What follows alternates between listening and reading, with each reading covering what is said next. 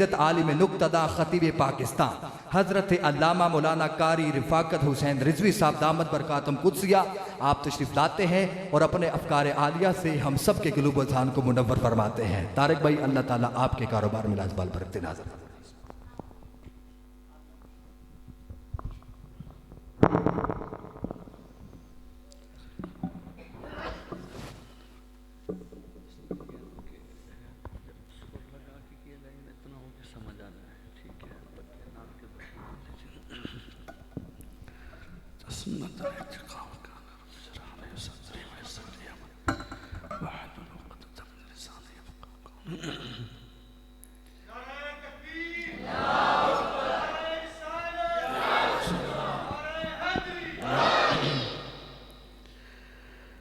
الحمدللہ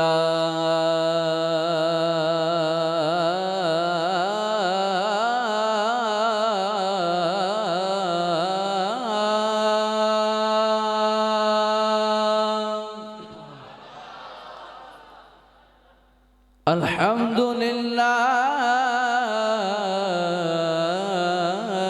وکفا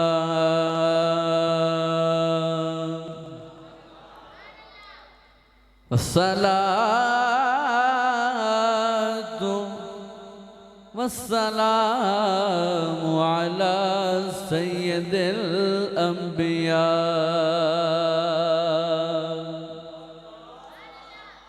وعلى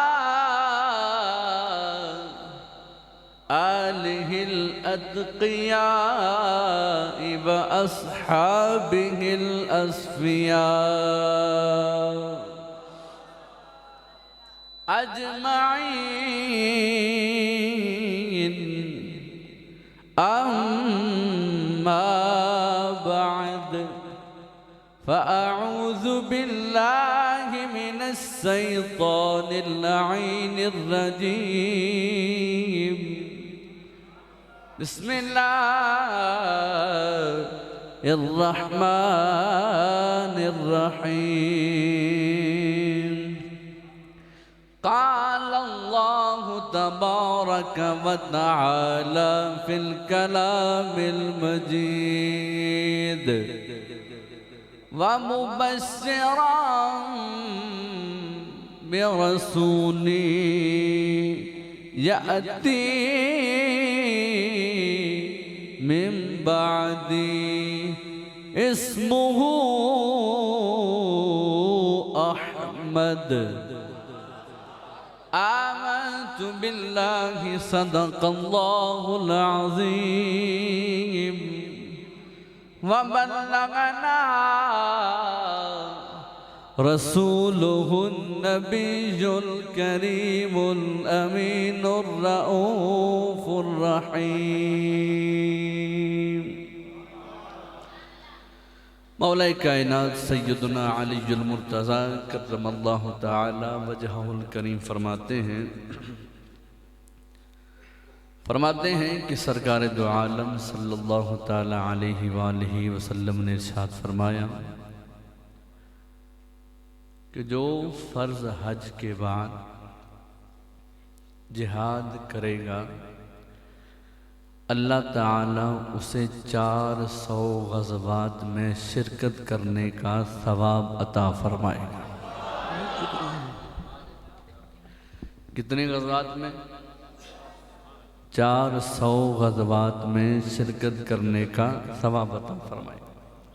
یہ جملہ فرمانے کے بعد تاجدار مدینہ صلی اللہ تعالیٰ علیہ وآلہ وسلم یہ ارشاد فرماتے ہیں کہ غریب اور فقراء یہ پھر پیچھے رہ جائیں گے تو محروم ہو جائیں گے، کیونکہ حج کرنا بھی امیروں کا کام ہے، مال و دولت اس میں ضرورت پڑتی ہے، اس کے بعد جہاد میں بھی سامان کی ضرورت پڑتی ہے، تو لہٰذا یہ جو بشارت ہے حضور علیہ السلام کی طرف سے 400 غزوات میں شرکت کرنے کی، یہ یعنی امیر لے جائیں گے تو غریب اور غرباء فقراء مایوس ہو جائیں گے یا پھر محروم ہو جائیں گے۔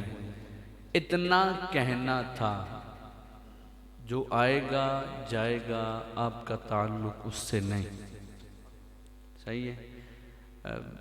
آپ صرف میری طرف دیکھیں، جیسے پہلے آپ کو آئیز کانٹیکٹ کروا چکے ہیں ذیشان بھائی، اس کی پریکٹس کروا چکے ہیں کہ آئیز کانٹیکٹ ہونا چاہیے. وہ میری طرف رکھیں گے تو میرا آئیز کانٹیکٹ آپ سے ملے گا، آپ کا مجھ سے ملے گا. تو انشاءاللہ جتنی دیر رہیں گے تو محبت اور خلوص بانٹیں گے آپس میں. اگر نہ یہاں سے بولنے والے کو پتہ نہیں 6 فٹ اوپر سے بات جا رہی ہے، آپ کو پتہ نہیں، ذہن تو کہیں اور ہے، کسی کاروبار کا کوئی، یعنی کس کا قرضہ دینا ہے، صبح کس کس کو سودا دینا ہے، کس نے دودھ کے پیسے دینے ہیں. وہ ایسا نہیں. جسم آ گیا تو ذہن بھی یہیں پہ ہونا چاہیے، اس لیے کہ یہ میلاد مصطفیٰ کی محفل ہے.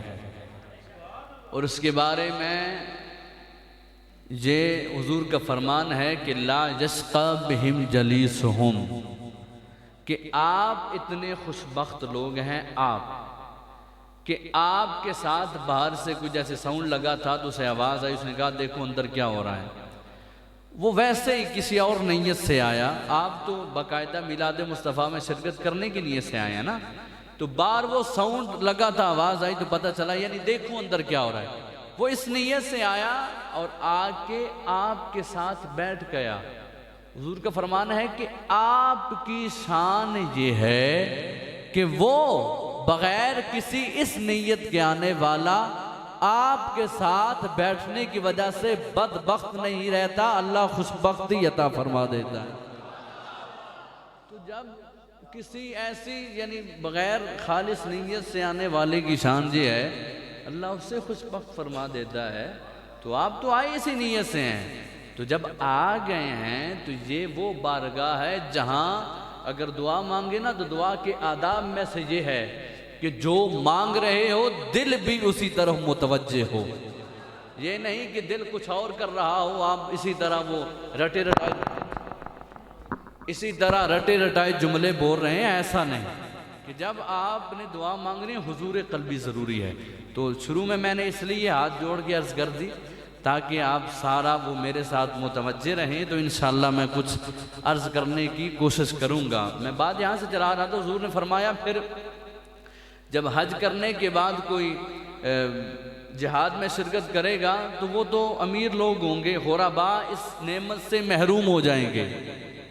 تو پھر اللہ حضور کی امت پر مہربان ہے.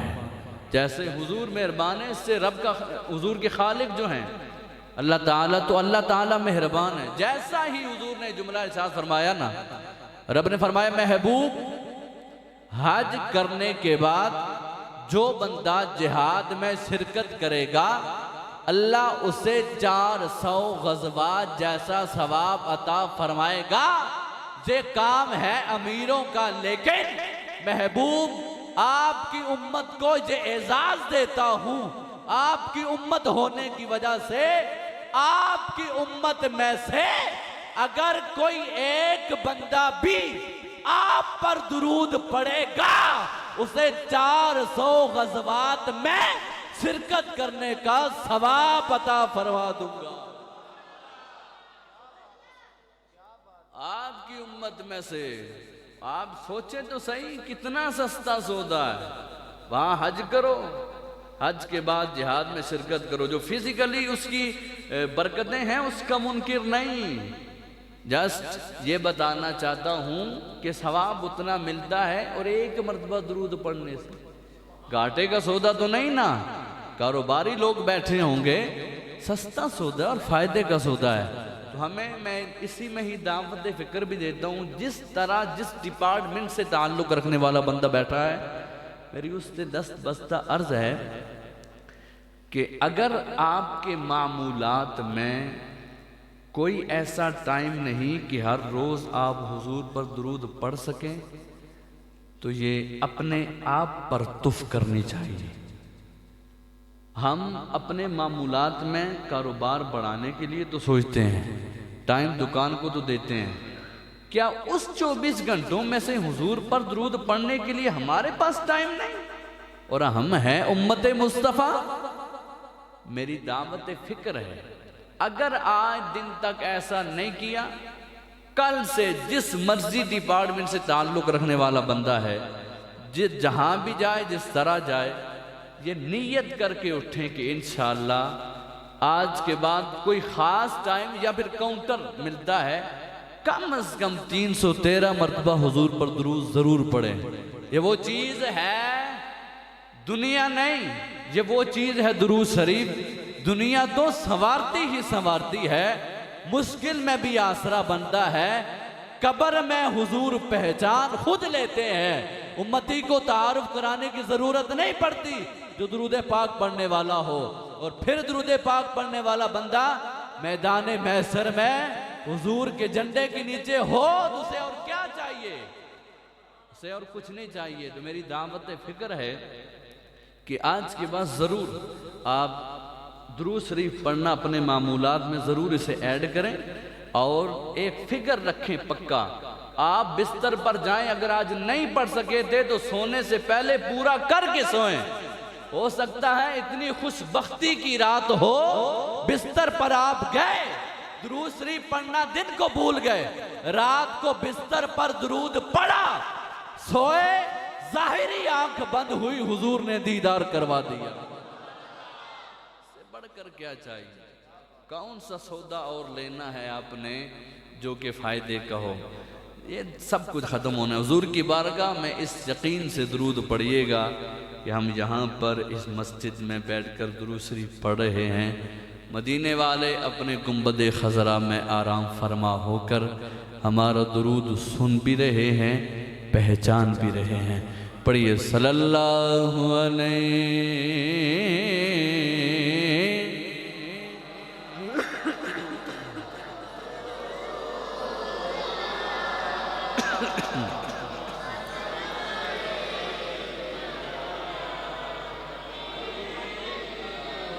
صلی اللہ علیہ یا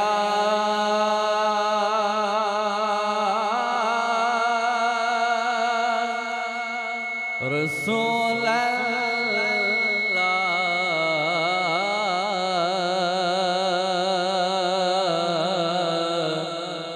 وسلم علیک یا حبیب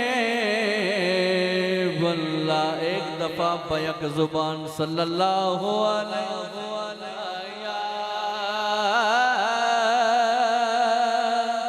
رسول اللہ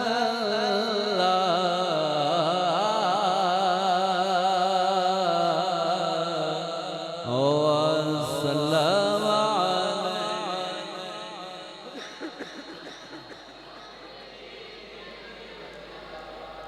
جسے مل گیا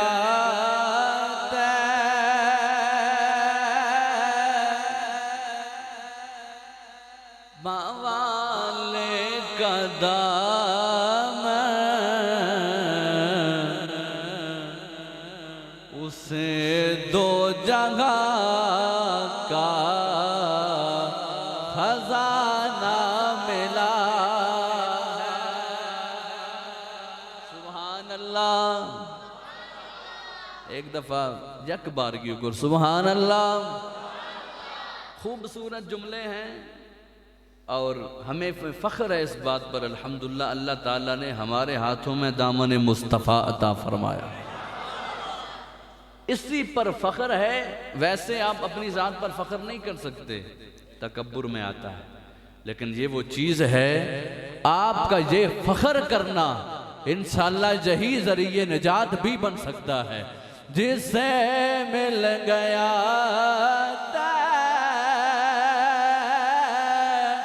بوالے کا دامن، اسے دو جگہ کا خزانہ ملا ہے۔ بلا باغ جنت کو وہ کیا کرے گا، مدینے میں جیسے کو ٹھکانہ ملا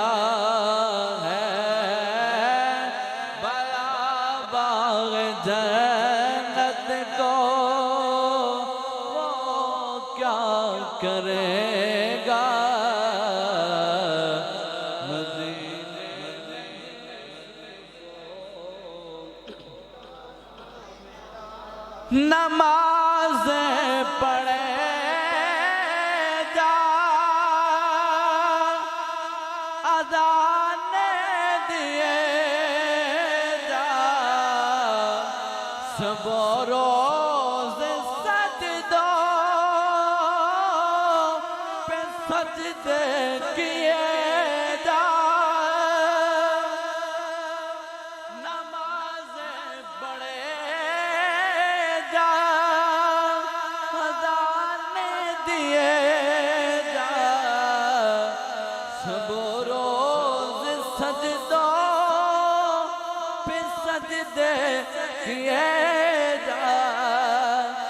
سجدے کیے جا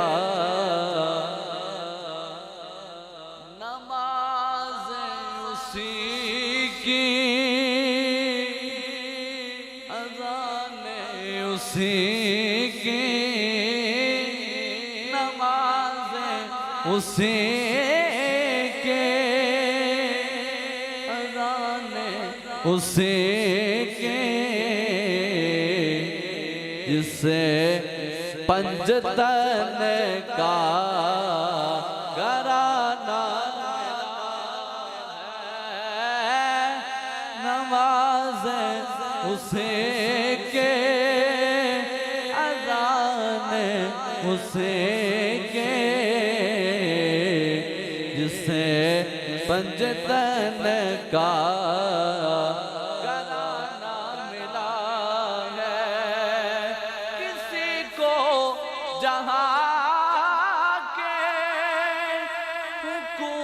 ملے گا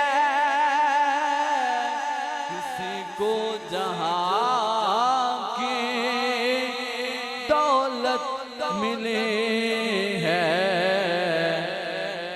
توجہ رکھیے گا کسی کو دولت کسی کو حکومت پر میں اپنے مقدر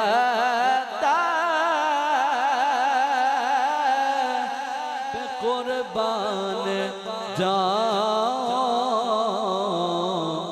مجھے یار کا ستانہ ملا ہے میں اپنے مقدر پہ قربان جاؤں مجھے یار کا ستانہ ملا ہے جسے مل گیا بوال کا دامن اسے دو جگہ کا خزانہ ملا ہے اللہ تبارک و تعالیٰ کی حمد و ثنا تاجدار دو عالم فخر دو عالم کائنات کے مالک و مختار بإذن پروردگار احمد مجتار احمد مختار فخر آدم و بنی آدم جناب احمد مجتبی محمد مصطفیٰ صلی اللہ تعالیٰ علیہ وآلہ وسلم کی برگاہ بے کسبانہ میں ہدی عقیدت پیش کرنے کے بعد رب لم یزل ولا یزال کا بے پایا شکر اور احسان کہ اس مالک نے ہمیں اپنے محبوب کے ذکر کی محفل میں آنے کی توفیق عطا فرمائی نہایت ہی مشکور ہوں بہت ہی پیار کرنے والی شخصیت جناب محمد کامران عطاری صاحب کا جنہوں نے مجھ ناچیز کو اس قابل سمجھا کہ میں اپنی کچھ معروضات آپ کی سماعتوں تک ٹکرا سکوں اور میرے ہم مکتب ساتھی جو تھوڑی دیر پہلے آپ کو عمل کی طرف لے کے جا رہے تھے میری مراد حضرت علامہ مولانا محمد ذیشان ضیائی صاحب سمپل سی بات کہہ دوں نعت پڑھنا یا بیان کرنا ایک اس کا ظاہری تعلق ہوتا ہے، ایک باطنی تعلق ہوتا ہے۔ یہ ہر بندے کو شاید سمجھ آ جائے تو اچھی بات ہے، لیکن مشکل ہے۔ ظاہری تعلق ظاہری تسنع کرواتا ہے، اور جو باطنی تعلق ہوتا ہے وہ دل پر چوٹ لگواتا ہے۔ جب بھی باعمل بندہ آپ سے کوئی بات کہتا ہے یا پڑھتا ہے، ایک تو ظاہری طور پر آپ کے کان سنتے ہیں نا، دوسرا قدرتی نیچرلی طور پر آپ کے دل پر اس کا اثر گزرتا ہے۔ اور ہمیشہ یاد رکھیے گا، ہم فی زمانہ جو بدنام ہوئے پڑے ہیں نا، ہم سوشل میڈیا اب دیکھ لیں، چیک کر لیں، ہم فی زمانہ اہل سنت جو بدنام ہوئے پڑے ہیں نا، اس میں بہت اعلیٰ کردار بد عملوں اور بے عملوں کا ہے، جو کہ محفل کر کے جائیں گے اور زلفیں تو بہت بڑی بڑی، لیکن حضور کی داڑھی یا حضور کی سنت یہ جو ہے، جس بندے نے زلفیں بڑی رکھ لی ہیں اسے داڑھی پوری رکھنے میں کیا پرابلم ہے؟ یہ وہ بات ہے، میں شروع میں کر چکا ہوں، ہر کسی بندے کے مائنڈ میں اتر جائے اور ہضم ہو جائے مشکل بات ہے، لیکن اس بندے کو ضرور یہ اس کے دل پر دستک دے گی کہ جس کا تعلق خود عمل سے ہے۔ تو میری یہ ہاتھ جوڑ کے عرض ہے آپ سے کہ ہمیشہ عمل والوں کے ساتھ ہی رہیں، کہ آپ کو عمل کرنے والے جب ملتے ہیں تو ان کا ظاہری تعلق بھی بنتا ہے، باطنی تعلق بھی بنتا ہے۔ یہ میری عرض ہے، ہاتھ جوڑ کے کر رہا ہوں، ہم بہت سمجھیں کہ نگفتہ بہی حالت ہے، اس لیے کہ رات کو ہو سکتا ہے اب 2 بجے تک جاگیں گے۔ اب دیکھیں کتنی عوام ہے، امام صاحب مسجد کے جو ہیں میں جانتا نہیں، پتہ نہیں کہاں موجود ہیں، نہیں ہے موجود ہے، ماشاءاللہ اللہ برکت دے۔ میں آپ سے اگر یہ ریکویسٹ کر سکوں یا آپ کامران بھائی کو بتا دیجیے گا کہ کتنی تعداد ہے جو باہر سے آئی ہیں، ان کی بات نہیں کر رہا، جو محلے والے حضرات ہیں، اگر مجھے فجر کے ٹائم جو جماعت کا ٹائم ہے نا، اس میں بتا سکیں کہ کتنے بندے تھے، تو یہی یعنی پتہ چل جائے گا کہ عمل کتنا ہے۔ اور معذرت کے ساتھ بسا اوقات سٹیج پہ آنے والے بھی ایسے ہوتے ہیں کہ نماز کا دور دور سے تعلق نہیں ہوتا، آ کے حضور کا میلاد پڑھ کے اچھی بات ہے، اس میں وہ نہیں کہ غلط بات ہے، لیکن جس مصطفیٰ کی آپ نعت پڑھ رہے ہیں اسی کا فرمان تو ہے نا، قرۃ عینی فی الصلاۃ، کس کا فرمان ہے وہ؟ آپ ان کی نعت پر لوگوں کو جما کر آگے پیچھے ہلا دیتے ہیں، تو ان کا فرمان سمجھ نہیں آتا کہ نماز میری آنکھوں کی ٹھنڈک ہے، یہ کون پورا کرے گا؟ میری دست بستار ہے، میں بار بار یہی کہہ رہا ہوں کہ ہماری اسی لیے ہم بدنام ہوئے، اسی لیے پڑے ہیں کہ سٹیج پر آنے والے بھی بسا اوقات عشاء کی نماز پڑھ کے نہیں آتے، جا کے فجر کی نہیں پڑھتے کہ رات کو محفل کی تھی۔ محفل مستحب ہے، فجر کی نماز پڑھنا فرض ہے۔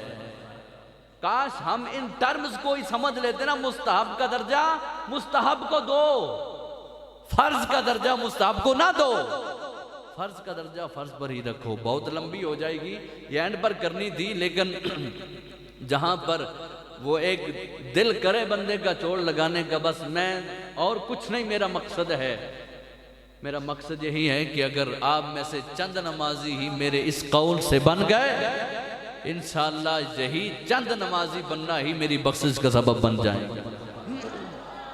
اللہ تبارک و تعالیٰ کا کروڑ شکر اور احسان کے مالک نے ہمیں حضور کی محفل میں آنے کی توفیق عطا فرمائی۔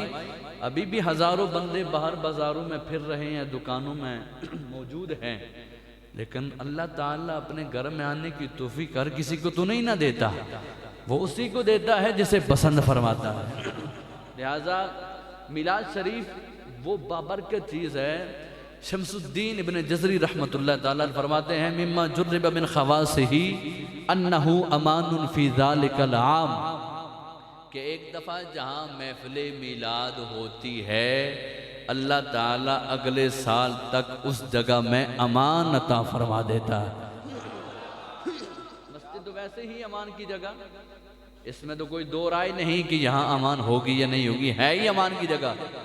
لیکن یہ ہے کہ یہ جو ابھی بارش رحمت کی اتر رہی ہے نا، چھینٹے ہم سب پر پڑ رہے ہیں، اور انشاءاللہ اسی رحمت کا چھینٹا پڑھ کر ہمیں انشاءاللہ بخشش کی طرف لے جائے گا۔ فرماتے ہیں بسرا عاجلۃ بنیل البغیۃ والمرام، کہ جس کا یہ دل کرتا ہے نا، کوئی آرزویں کرتا ہے کہ یا اللہ میری یہ تمنا بھی پوری ہو جائے، یہ بھی ہو جائے، جائز، یہ یاد رکھیے گا، جائز تمنا پوری ہو جائے۔ فرماتے ہیں وہ حضور کا میلاد منائے اور تمنا دل میں رکھے۔ کہتے ہیں کہ تمنا دل میں رکھ کر میلاد منائے گا، جتنی بھی بساط ہے استطاعت ہے دے گا حضور کے میلاد میں، انشاءاللہ اس کی مرادیں جلد پوری ہونے کی خوشخبری دے دی جاتی ہے۔ بعض صالحین فرماتے ہیں، فتاوی نظیم اعلیٰ حضرت علیہ الرحمہ نے بھی اسے لکھا، بعض صالحین فرماتے ہیں کہ انہوں نے حضور علیہ السلام کو خواب میں زیارت کی تو پوچھا حضور ہم یہ جو آپ کا میلاد مناتے ہیں تو کیا آپ اس سے خوش ہوتے ہیں؟ چند لفظوں کا جملہ ہے، عربی ہے، عربی کا ٹیسٹ ہی اپنا ہوتا ہے۔ کہتے ہیں من فرح بنا فرحنا بہی، سادہ سے انداز میں کہوں گا، سمجھنے والے سمجھ جائے گا۔ حضور نے فرمایا، کراس کویسچن کے حضور نے فرمایا کہ جو ہم سے خوش ہوتا ہے ہم اس سے خوش ہو جاتے ہیں۔ اتنی سی بات ہی کافی ہے، حضور خوش ہو جائیں تو اور کیا چاہیے بھائی؟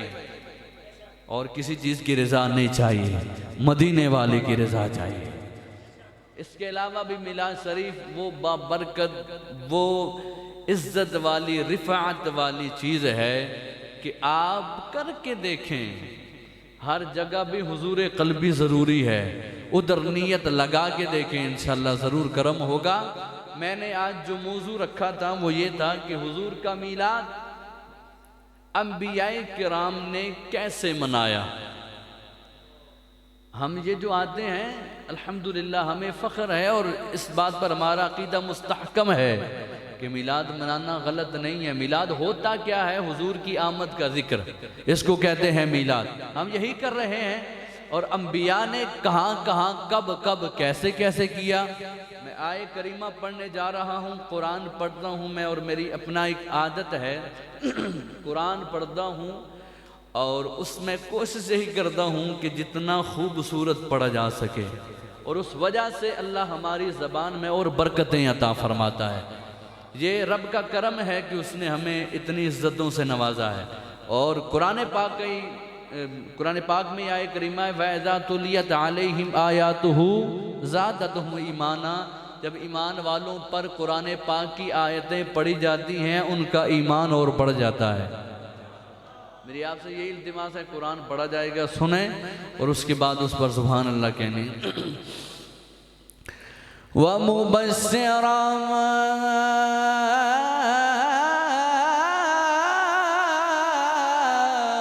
بِرَسُولٍ يَأْتِي مِن بَعْدِي اسْمُهُ أَحْمَدُ۔ ایک دفعہ پھر کہیں سبحان اللہ۔ او لوگو، حضرت عیسیٰ علیہ السلام، میں یہ بتانا چاہ رہا کہ حضور کا میلاد نبیوں نے کیسے منایا۔ حضرت عیسیٰ علیہ السلام اپنے حواریوں کے اندر بیٹھے، اپنے چاہنے والوں کے اندر بیٹھے، اور چاہنے والوں کے اندر بیٹھ کر اپنی نبوت کا ذکر کر رہے ہیں، اپنے آپ کی نبوت کا لوگوں کو بتا رہے، کہنے لگے او میرے حواریوں، او میرے چاہنے والوں، او میرے گرد بیٹھنے والوں، میں تمہیں ایک خوشخبری دینے جا رہا ہوں۔ خوشخبری دینے جا رہا ہوں، مبشرن مبشرن مبشرن، خوشخبری دینے والا ہوں۔ اے حضرت عیسیٰ علیہ السلام کس بات کی خوشخبری دینے جا رہے ہیں؟ بے رسول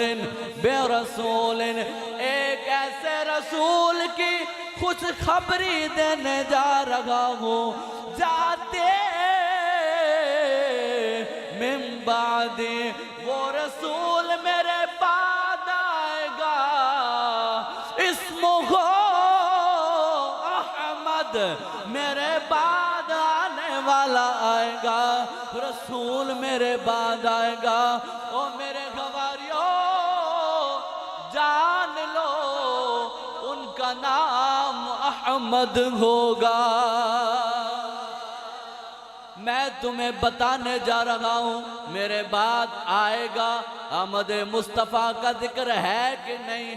آئے گا، آنے کا ذکر لایا، میرے بعد آنے والا آئے گا، ان کا نام احمد ہوگا۔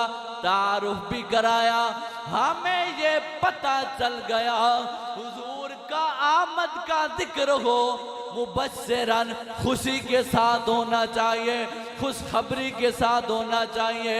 حضور کی آمد کا ذکر نبی بھی کرتے رہے، اللہ نے اپنی لا ریب بے عیب کتاب میں بھی ذکر فرمایا۔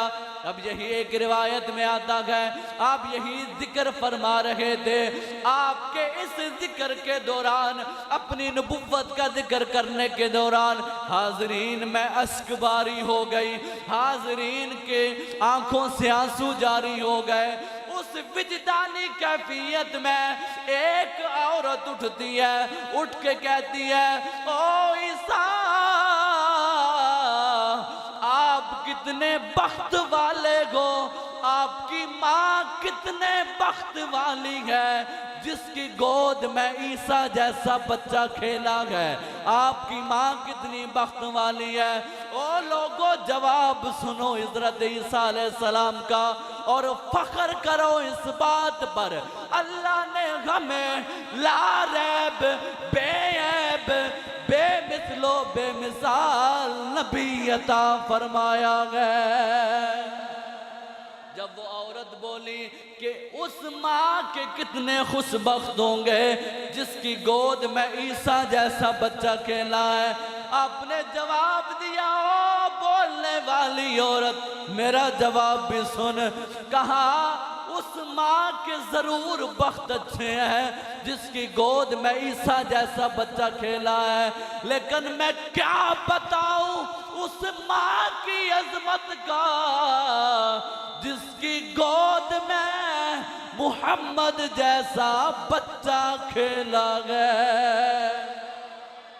اس کی شان براء البراء ہے، اس کی شان اعلیٰ ہی اعلیٰ ہے۔ نبی آئے، حضور کی آمد کا ذکر کرتے ہوئے آئے، اپنے اپنے انداز میں ذکر کرتے ہوئے آئے۔ آج ہم بھی ذکر کرتے ہیں، خوش ہو کے کرتے ہیں، اور کیا کہتے ہیں؟ حضور آ گئے،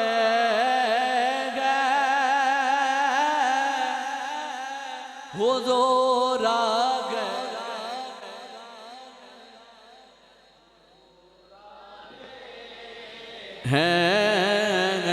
حضور آ گئے، حضور آ گئے، حضور آ گئے، حضور آ گئے، حضور آ گئے، فلک کے نظاروں زمین کی بہاروں سب خوشیاں منا حضور آ گئے، اٹھو غم کے مارو چلو بے سہارو، اٹھو غم کے مارو چلو بے سہارو سبھی دے منا را گئے ہیں. ایک دفعہ میرے ساتھ مل کے پڑھیے حضور آ گئے ہیں حضور آ گئے حضور آ گئے ہیں. میرا بھائی آگے چلتے ہیں. حضرت عیسیٰ علیہ السلام نے اپنے انداز میں میلاد منایا. آؤ سیدنا ابو البشر حضرت آدم علیہ السلام تمام آدمیوں کے باپ. میں یہی بتانا چاہ رہا ہوں ہر نبی نے اپنے اپنے انداز میں حضور کی آمد کا تذکرہ کیا کہ میرے بعد آ رہے ہیں میرے بعد آ رہے ہیں. حضرت آدم علیہ السلام روایت کے اندر آتا ہے آپ اپنے فرزندان کو بٹھا کر اپنے صاحب زادگان کو بٹھا کر حضور کی آمد کا ذکر کرتے کہ حضور نے آنا ہے. فلاں ہماری پشت میں سے ہماری نسل میں سے ایک نبی نے آنا ہے. آپ کا جب آخری وقت آیا انتقال پرملال کا وقت آیا روایت کے اندر آتا ہے آپ نے اپنے تمام صاحب زادگان کو جمع کیا اور وصیت فرمائی او میرے بیٹو میں تمہیں ایک ایسے نبی کی ایک بات بتانے جا رہا ہوں آمد کا ذکر کرنے جا رہا ہوں. میرے بعد آئیں گے آپ ہماری نسل میں سے آئیں گے. جب ان کی اولاد نے سنا اور کہا ابا جان آپ ہر وقت ذکر کرتے رہتے ہیں لیکن ہمیں یہ بتائیں وہ کون ہے. توجہ میری طرف رکھیں ہمیں یہ بتائیں وہ کون ہے. اب سیدنا آدم علیہ السلام حضور کا تعارف کراتے ہیں. حضور کا تعارف نبی ابو البشر ہو کر آپ حضور کا تعارف کس انداز میں کراتے ہیں. لطف کے جملے ہیں محبت لیجئے گا. کہا میرے بیٹو کیا تعارف کراؤں آپ کو وہ کتنی عظمتوں والے نبی ہیں کتنی شانوں والے نبی ہیں. سنو تعارف کراتا ہوں ان کی شان یہ ہے ان کی وجہ سے میری توبہ قبول ہوئی ہے. ان کی شان سنو ان کی شان جو ہے ان کی وجہ سے میری توبہ قبول ہوئی. کہا اور سنو بتاتا ہوں اور ان کی شان یہ ہے ان کے نور کی وجہ سے اللہ نے میری پیشانی کو منور فرمایا ہے. کہا اور بتائیں کہا اور آؤ سناتا ہوں اور شان سنو. کہا وہ جو فرشتوں نے مجھے سجدہ کیا تھا در اصل میں وہ سجدہ مجھے نہیں تھا در اصل وہ سجدہ اسی نبی کے نور کو تھا جو ہماری اور آپ کی نسل سے آنے والا ہے. ان کی وجہ سے فرشتوں نے مجھے سجدہ کیا. کہا اب کیا کرنا ہے. کہا جس کی جتنی جتنی زندگی ہے اس کو میری وصیت ہے کہ آخری دم تک ان کے آنے کا ذکر بھی کرنا ہے اور ٹھاٹ کے ساتھ کرنا ہے. حضور کی آمد کا ذکر کرنا ہے. ہم اسی لیے جھوم کے کہتے ہیں حضور آ گئے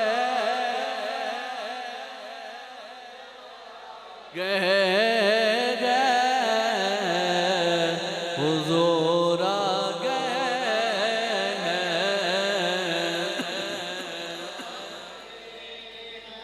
یہ وہ شان والے عظمت والے رفعت والے بے مثل و بے مثال نبی تھے ہیں رہیں گی انشاءاللہ کہ جن کی آمد کے تذکرے انبیاء نے اپنے اپنے انداز میں کیے.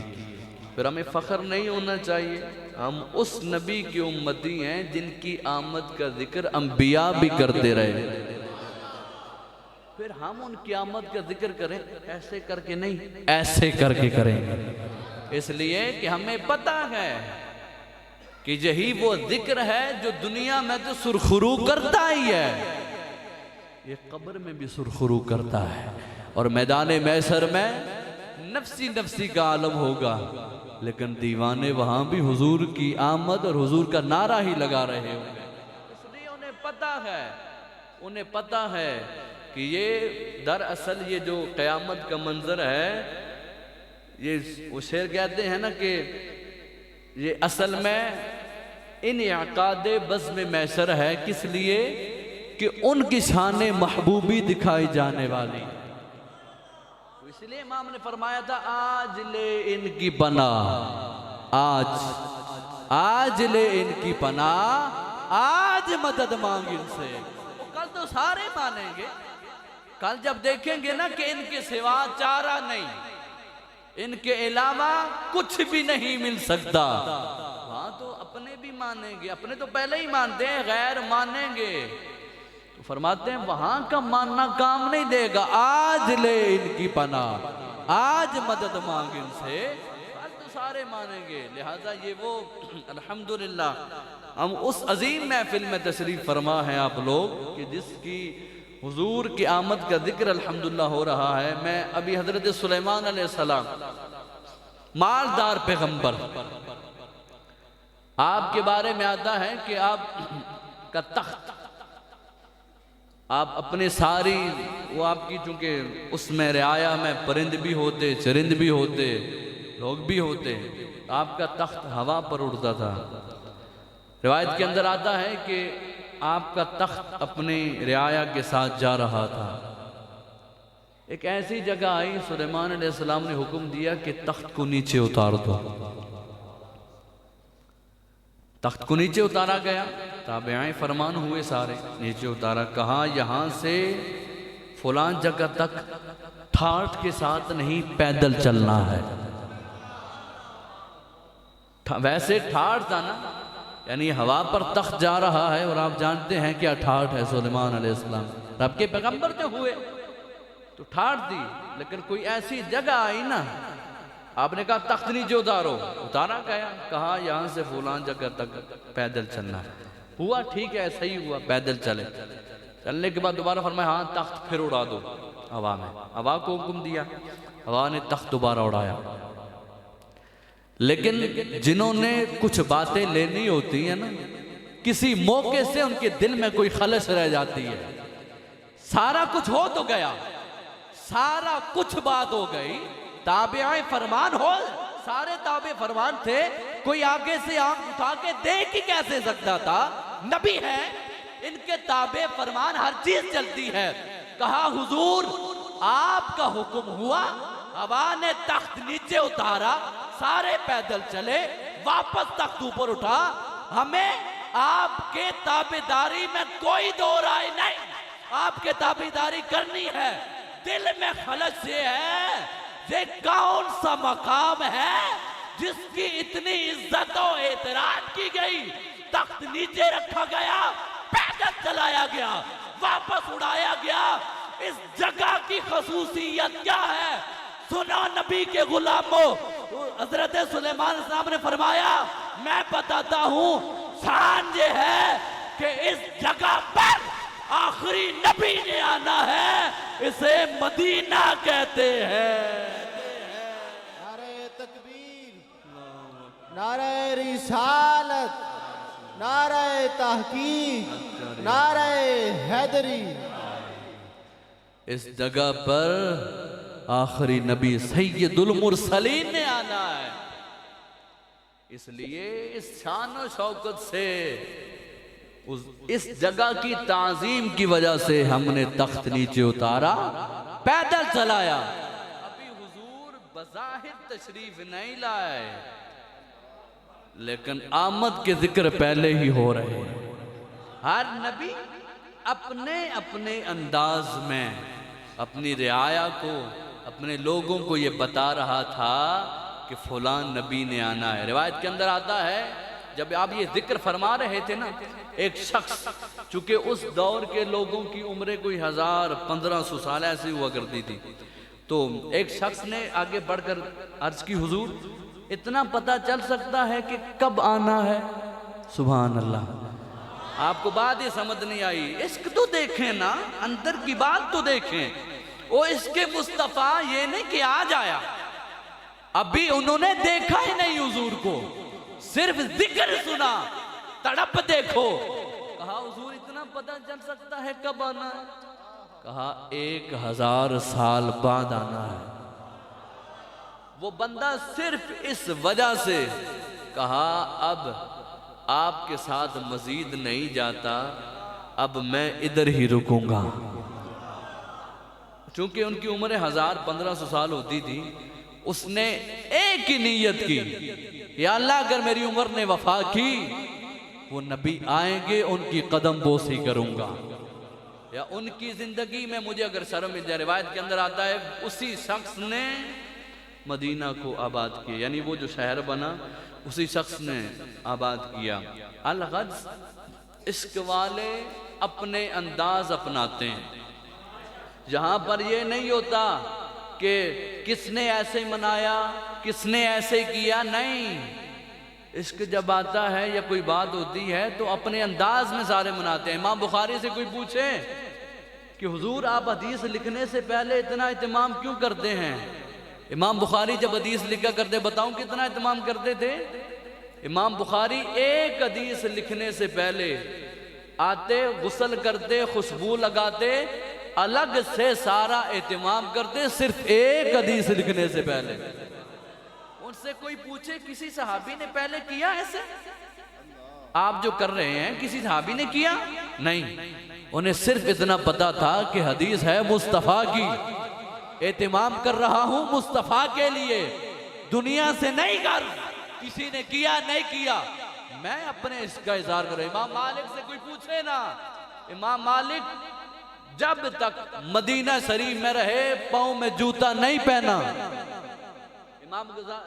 امام شافعی امام مالک کے پاس آئے اور امام مالک کے پاس اعلیٰ نسل کے گھوڑے بندھے ہوئے تھے, عربی النسل گھوڑے. اس کی قیمت اسی سے پتہ چلتی ہے جو عربی النسل گھوڑے رکھنے والا ہو. اعلیٰ نسل کے گھوڑے بندھے ہوئے تھے. امام شافعی نے صرف اتنا کہا کہ حضور کتنے اعلیٰ نسل کے گھوڑے بندھے ہوئے آپ کے پاس؟ امام مالک نے کہا سارے آپ کو تحفے میں دیتا ہوں. آگے سے امام شافعی نے کہا حضور اپنے لیے ایک رکھ لیں, سواری کرنی ہوتی ہے, کہیں آگے بھی جانا ہوتا ہے, چونکہ وہ ڈیجیٹل دور تو تھا نہیں کہ گاڑی کا سٹیئرنگ دبایا اور گئے, نہیں. وہاں ایسے ہی اونٹنیوں پر اور گھوڑوں پر سواری. کہا ایک گھوڑا رکھ لیں اپنے لیے, مجھے تو تحفے میں دے دیے, ایک رکھ لیں تاکہ آپ سواری کر سکیں. وہ جو جملہ تھا نا امام مالک کا, کاش میں آپ کو سمجھا سکوں اور لطف دے سکوں. خدا کی قسم وہی جملہ عشق مصطفیٰ سے لبریز ہے. آپ نے فرمایا, جملہ سنیے گا, آپ نے فرمایا میں اس زمین کو گھوڑے کے ٹاپوں کے نیچے کیسے روندوں جہاں میرے مصطفیٰ چلے ہیں؟ کیسے روندوں میں؟ عشق دیکھا. امام مالک سے کوئی پوچھے کسی صحابی نے کیا ایسا جملہ کہا تھا؟ نہیں.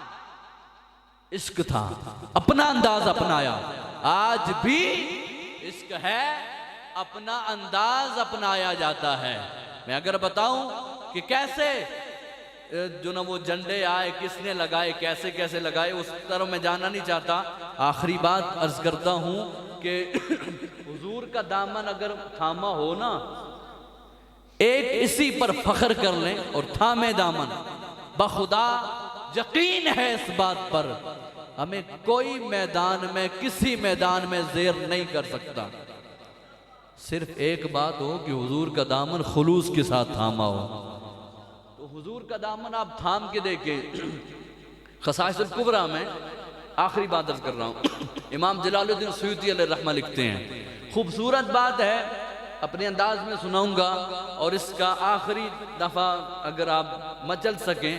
میری فقط ایک ہی نیت ہے کہ جو آپ کے دلوں میں یا بدن میں عشق مصطفیٰ کی شمع روشن ہے نا, میری نیت ہے اسے مزید بڑھکاؤں, اسے مزید اور پروان چڑھاؤں کہ یہی عشق مصطفیٰ کے دیوانے جب بات آتی ہے تو پھر سر کٹانے کے لیے بھی تیار ہو جاتے ہیں. کیا وجہ ہوتی ہے؟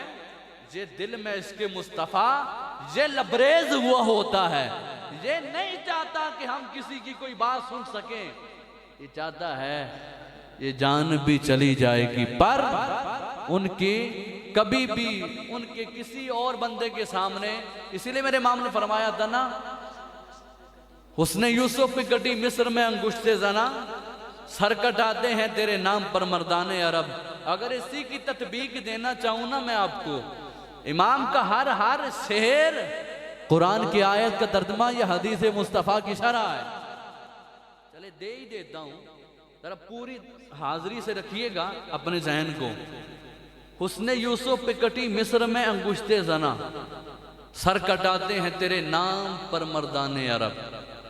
تطبیق دیتا ہوں، حسن یوسف ہے اور حسن مصطفیٰ ہے، یہ تو کنفرم ہے کہ حسن مصطفیٰ کی مثال ہی کوئی نہیں، ٹھیک ہے؟ لیکن ایک موازنہ، کمپیریزن آپ کے سامنے رکھتا ہوں۔ یہاں تھی حسن یوسف پر عورتیں، ایسا ہی ہے، عورتوں نے کیا کاٹی تھی؟ انگلیاں، ٹھیک ہے، ہاتھ بھی آتا ہے، انگلیاں بھی آتی ہیں، انگلیاں کاٹی اور دیکھیا حضرت یوسف علیہ السلام کے چہرے کو، عورتیں، انگلیاں اور حسن یوسف کو دیکھا، ذات کو دیکھا۔ توجہ رکھیے گا، یہاں پر یوسف علیہ السلام خود ہیں، نام نہیں ہے یوسف علیہ السلام کا، خود ہیں اور عورتیں ہیں اور انگلیاں ہیں، اور ادھر اللہ فرماتے ہیں سر کٹاتے ہیں، ادھر انگلیاں تھی، ادھر کیا ہے؟ سر۔ ادھر انگلیاں ہیں، انگلیوں کے بغیر بندہ زندہ رہ سکتا ہے، سر کے بغیر رہ سکتا ہے؟ ادھر انگلیاں تھی، ادھر سر ہے۔ کہتے ہیں کہ حضور ادھر عورتیں تھیں، ادھر مردان عرب، مرد ہیں، اور کہا حضور یہ یوسف علیہ السلام کو دیکھا تھا، یوسف علیہ السلام کی زیارت کی تھی تو یہ حال ہوا۔ حضور آپ کی شان تو یہ ہے آپ کو کوئی نہ دیکھے، آپ کی ذات کو دیکھنا تو کمال ہی کمال ہے، آپ کو کوئی نہ دیکھے، آپ کا نام ہی اتنا کمال والا ہے، لوگ عرب والے مردان اس نام پر اپنا سر کٹا دیتے ہیں۔ مردان عرب والے مرد اس نام پر اپنا سر کٹاتے ہیں۔ اس لیے میاں صاحب نے فرمایا تھا نا، 3 مہینے رجی خلقت تک یوسف کی نیا نہیں۔ اپنے انداز میں اسے پڑھ دیتا ہوں، 3 مہینے رجی خلقت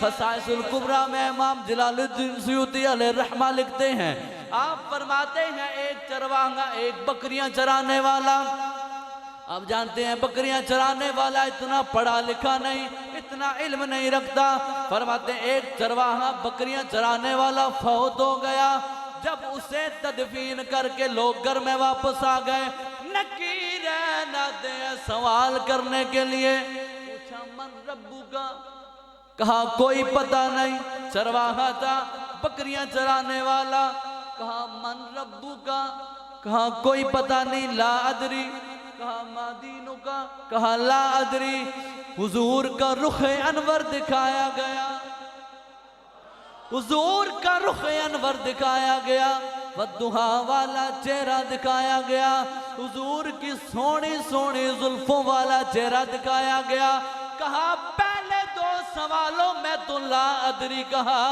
بتا ان کے بارے میں کیا کہتا تھا، کہا لا ادری، لیکن اس بندے کا ایک کمال یہ تھا، امام جلال الدین سیوطی لکھتے ہیں یہ کمال اس بندے کا تھا، ہر 12 ربیع الاول کو، ہر 12 ربیع الاول کو جتنا بھی اس کے پاس مال و اسباب ہوتا حضور کا میلاد ضرور کرتا تھا، چاہے جتنا مال و اسباب تھوڑا بھی ہوتا، خلوص سے دل ہوتا، حضور کا میلاد ضرور کرتا تھا۔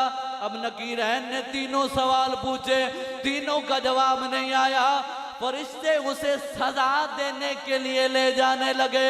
فرشتوں نے اپنی ڈیوٹی پوری کرنی تھی، جیسے ہی سزا دینے کے لیے لے جانے لگے، مصطفیٰ کا میلاد بنانے والا ہو اور سزا ہو جائے، کیسے ہو سکتا ہے؟ حضور سامنے تشریف فرما، جب اس نے تینوں سوالوں کے جواب میں لا ادری کہا، فرشتے جب لے کے جانے لگے، حضور نے ارشاد فرمایا مہما ملائکہ، مہما ملائکہ، مہما ملائکہ، ان کنت لا تدری انا ادری۔ حضور نے فرمایا او ملائکہ چھوڑ دو، او ملائکہ چھوڑ دو، او ملائکہ چھوڑ دو۔ حضور نے اس بندے کو مخاطب کر کے، چرواہے کو مخاطب کر کے کہا کوئی بات نہیں، اگر تو نہیں جانتا ہم تو جانتے گئے۔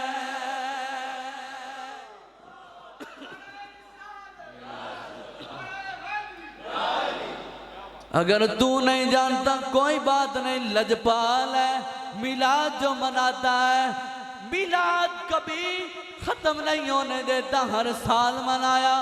کہا ان کنت لا تدری انا ادری، میں تو جانتا ہوں، پتہ چلا ان کا میلاد منایا جائے، ان کا ذکر کیا جائے، جوم جوم کر ذکر کیا جائے، ایسے لجپال ہے کبھی تنہا نہیں چھوڑتے، اس لیے کہ میرے نبی کو اللہ نے ہر طرح سے، ہر اعتبار سے، ہر جہت سے، ہر طرح سے بے مثل بھی بنایا گیا، بے مثال بھی بنایا گیا۔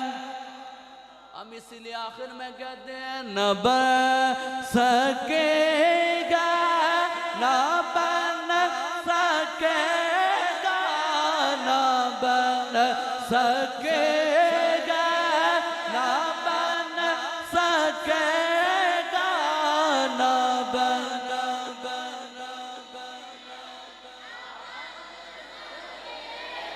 میرے بیان کا اختتام ہو گیا، میں بیان اینڈ کرنا چاہتا ہوں، لیکن شعر کی صورت میں ایک درس بھی دینا چاہتا ہوں، اور یہ وہ درس دینا چاہتا ہوں کہ آپ بستر میں جائیں اور کچھ نہ ہو، یہ شعر یاد رہے، اسی میں عقیدہ ہے کہ ہمارے نبی جیسا کوئی نہیں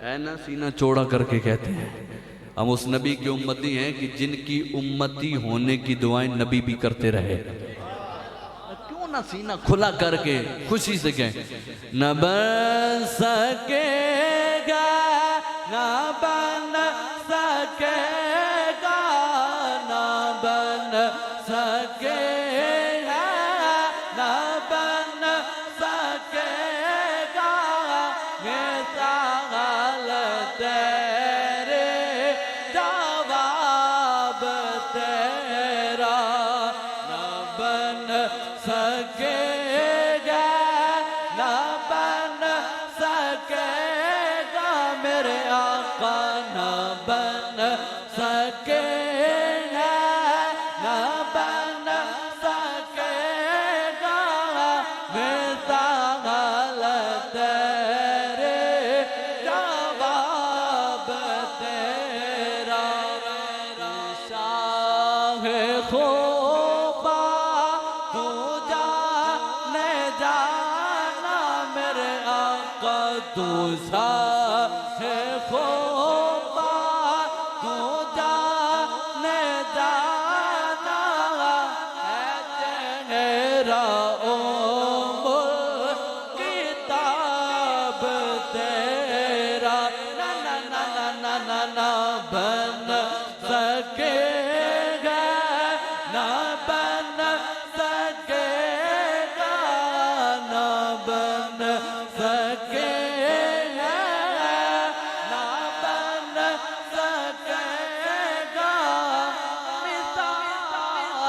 تیری جوانی